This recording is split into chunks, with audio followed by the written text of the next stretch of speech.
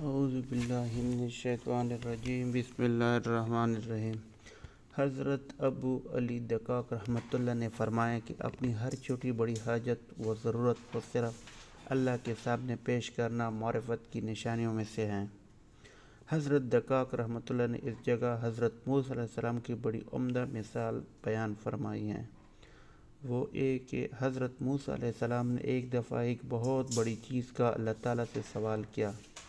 وہ کہ انہوں نے اللہ سے عرض کیا کہ ربی ارنی انظر الیک، اے اللہ مجھے اپنی دیدار کرا دیجئے کہ میں اپنے آپ کو دیکھوں۔ یہ بہت بڑا اور عظیم سوال تھا کہ اللہ کا دیدار ہو جائے، اس لیے کہ اس سے بڑی کوئی نعمت نہیں کہ کسی کو اللہ تعالیٰ کا دیدار نصیب ہو جائے۔ جیسے کہ حدیث میں ہے کہ جنت میں جب جنتیوں کو اللہ تعالیٰ کا دیدار ہوگا تو جنتیوں کو جنت کی ساری چیزیں اس کے سامنے حقیر نظر آئیں گے، اور اللہ کی دیدار کی لذت ساری لذتوں پر باری ہوگا۔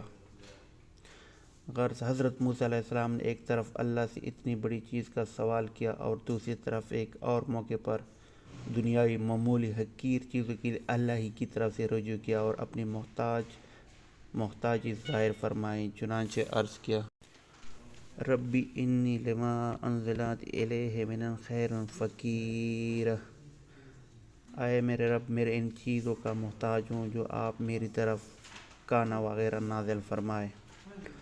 معلوم ہوا کہ ہر چھوٹی یا بڑی حاجت اللہ تعالیٰ سے مانگنی چاہیے اور ہر حال میں اللہ ہی کی طرف رجوع کرنا چاہیے، اس لیے کہ در تو صرف اسی کا ہے، اس کے در کے سوا کسی کا کوئی در نہیں۔ جہاں ہماری حاجت پوری ہوتی ہو اسی کا ہم کو مکلف بنائے گیا۔ اللہ تعالیٰ ہمارے آپ کی اور میری سب لوگوں کی دعائیں قبول فرمائے، آمین۔